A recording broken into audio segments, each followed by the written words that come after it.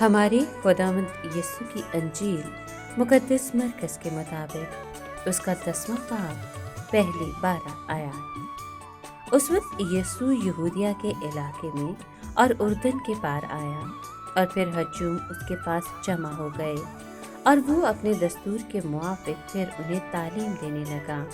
اور فریسی اس کے پاس آئے اور اسے آزمانے کے لیے اس سے پوچھا کہ کیا یہ روا ہے کہ مرد اپنی بیوی کو چھوڑ دے؟ اس نے جواب میں ان سے کہا کہ موسیٰ نے تمہیں کیا حکم دیا ہے؟ انہوں نے کہا کہ موسیٰ نے اجازت دی ہے کہ طلاق نامہ لکھ کر چھوڑ دیں۔ پر یسوع نے ان سے کہا کہ اس نے تمہاری سخت دلی کے سبب سے تمہارے لیے یہ حکم لکھا تھا، لیکن تکوین کی ابتدا سے خدا نے انہیں نر و ناری بنایا، اس واسطے مرد اپنے باپ اور اپنی ماں کو چھوڑے گا اور اپنی بیوی سے ملا رہے گا، اور وہ دونوں ایک تن ہوں گے۔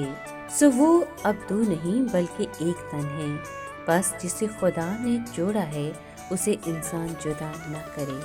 اور گھر میں اس کے شاگردوں نے پھر اس سے اس بات کی بابت پوچھا، اور اس نے ان سے کہا، جو کوئی اپنی بیوی کو چھوڑے اور دوسری سے بیاہ کرے تو وہ اس کے خلاف زنا کرتا ہے، اور اگر بیوی اپنے شوہر کو چھوڑ دے اور دوسرے سے بیاہ کرے تو زنا کرتی ہے۔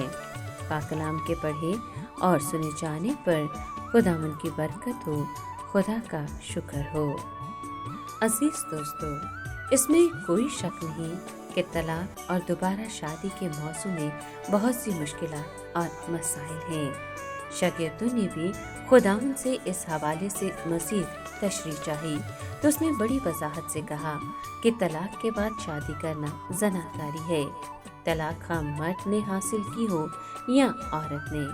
اگر صرف اسی آیت کو لیا جائے تو ظاہر ہوتا ہے کہ ہر قسم کے حالات میں طلاق کی ممانعت ہے۔ آج کے دور میں ازدواجی زندگی میں لوگ ایسی الجھنیں پیدا کر لیتے ہیں کہ انہیں سلجھانے کے لیے سلیمان کی سی حکمت درکار ہوتی ہے۔ ان الجھنوں اور بکیڑوں سے بچنے کا بہترین طریقہ یہی ہے کہ طلاق سے احتراز کیا جائے۔ جو لوگ طلاق میں ملوث ہوتے ہیں ان کی زندگیوں پر ایک دھند چھا جاتی ہے اور سوالیہ نشان لگ جاتا ہے۔ جب طلاق یافتہ افراد مقامی کلیسیا میں رفاقت اور شراکت کے متمنی ہوتے ہیں تو کلیسیا کے بزرگوں پر فرض عائد ہوتا ہے کہ وہ سارے معاملے پر خدا کے خوف کے ساتھ نظر ثانی کریں۔ ہر معاملہ دوسرے سے الگ اور فرق ہوتا ہے، اس لیے الگ الگ جائزہ لیا جائے۔ کلام کے اس حصے میں ہم دیکھتے ہیں کہ مسیح کو نہ صرف شادی کے تقدس کا خیال ہے بلکہ اسے عورتوں کے حقوق کی بھی فکر ہے۔ مسیحیت عورتوں کو عزت کا مقام دیتی ہے۔